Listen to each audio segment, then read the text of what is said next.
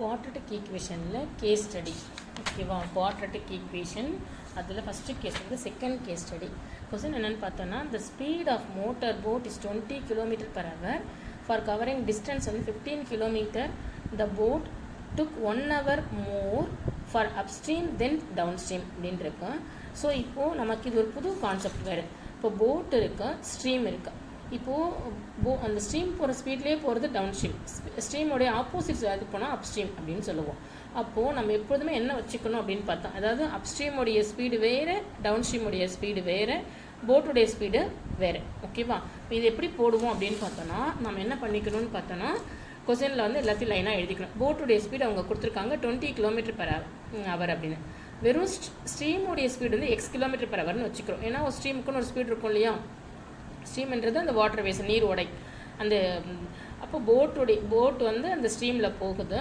ஸ்ட்ரீமுக்குமே ஒரு ஸ்பீடு இருக்கும், தண்ணி ஒரு ஸ்பீடில் போயிட்டுருக்கும், அது மேலே போட் இருக்குது. அந்த தண்ணியோட வேகத்திலேயே போகும்போது ஸ்பீடு வந்து ஆட் ஆகும். அது வந்து நம்ம டவுன் ஸ்ட்ரீம் அப்படின்னு சொல்லுவோம்.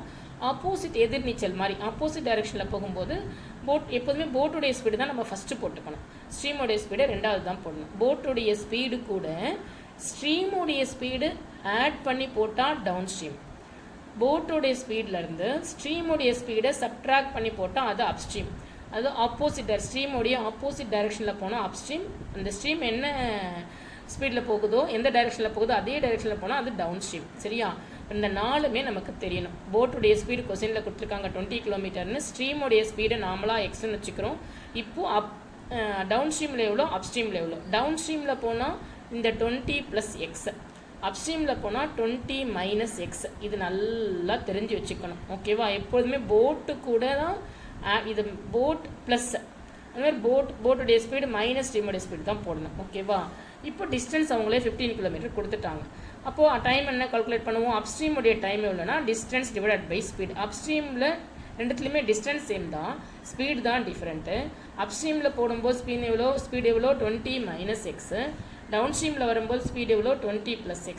அப்போ அப்ஸ்ட்ரீமுடைய டைம் வந்து 15 / 20 - x, டவுன் ஸ்ட்ரீம் வந்து 15 / 20 + x. இது வந்து கொஸ்டினில் நமக்கு டிஸ்டன்ஸ் கொடுத்துருக்காங்க, இதுவும் கொடுத்துருக்காங்க. இந்த +- x தான் நம்ம போட்டுக்கிறோம். இப்போ டைம் டிஃப்ரென்ஸ் 1 ஹவர்னா அவங்களே கொஸ்டின்லேயே கொடுத்துருக்காங்க.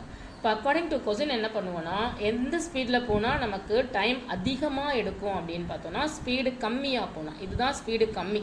அந்த ஸ்பீட் கம்மியாக இருக்கிற அதை முன்னாடி போட்டுக்கிறோம், டைமை ஸ்பீட் கம்மியாக இருக்கிற டைமை முன்னாடி போட்டுக்கிறோம்.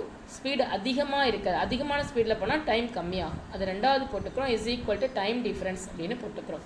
ஓகேவா, இதில் போனால் டைம் அதிகமாக ஆகும், இந்த ஸ்பீடில் போனால். ஏன்னா கம்மியான ஸ்பீடில் போனால் டைம் அதிகம், இது அதிகமான ஸ்பீடு, ஒரே டிஸ்டன்ஸ் தான். அப்போ ஸ்பீடு அதிகமாக போனால் டைம் கம்மியாகும்.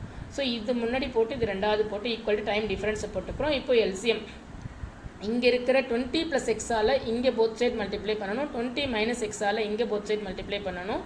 அப்போ மல்டிப்ளை பண்ணால் கீழே வந்து a + b × a - b, a² - b² கிடச்சிரும். இங்கே இப்படி மல்டிப்ளை பண்ணுறோம். மல்டிப்ளை பண்ணால் நமக்கு ஆன்சர் வந்து இப்படி கிடைக்கும்.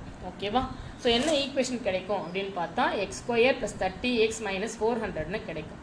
இதை என்ன பண்ணிக்கலான்னு பார்த்தோன்னா, நீ வந்து குவாட்ரடிக்லேயும் போடலாம், -b + r - b² - 4ac போடலாம். 430 இருக்கிறதால நமக்கு ஈஸியாக 40 × 10 400, 40 இல்லை 10 சப்ட்ராக்ட் பண்ணால் 3, இங்கே மைனஸ் இருக்கிறதால சப்ட்ராக்ட் பண்ணணும். சரியா, ஸோ அப்போது 40 × 10 400, 40 இல்லை 10 சப்ட்ராக்ட் பண்ணால் 30. ஸோ அதனால் ஈஸியாக தெரியுன்றதால, ஈஸியாக தெரிஞ்சதுன்னா ஸ்ப்ளிட் பண்ண தெரிஞ்சால் ஸ்ப்ளிட்டிங் மிடில் டேர்ம்லேயே போடலாம். ஸ்ப்ளிட் பண்ண தெரியலை அப்படின்னா குவாட்ரடிக் ஈக்குவேஷன் ஃபாலோ பண்ணலாம். இப்போது 40x - 30x - 400 போட்டு ஸ்ப்ளிட்டிங் மிடில் டேர்ம்லேயே போட்டுடுறோம்.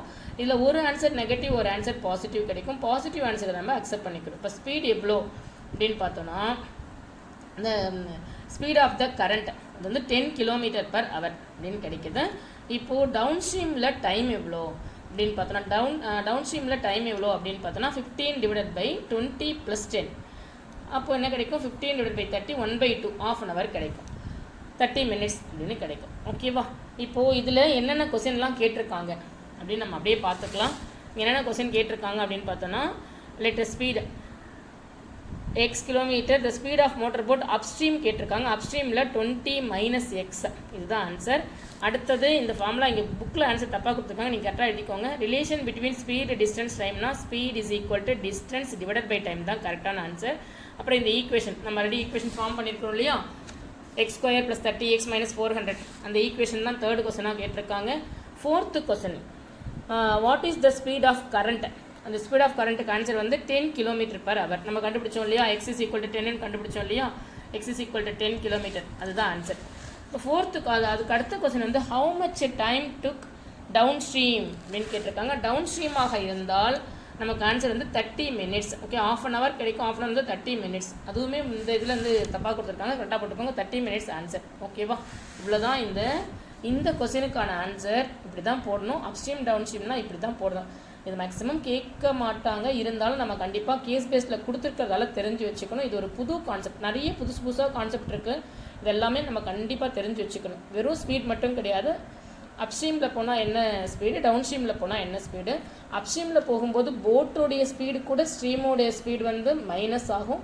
டவுன் ஸ்ட்ரீமில் வரும்போது போட்டோடைய ஸ்பீட் கூட அந்த ஸ்ட்ரீமோடைய ஸ்பீடு ஆட் ஆகும். ஓகேவா, இதுதான் கான்செப்டே. இதுக்கப்புறம் நமக்கு தெரிஞ்சது தான்.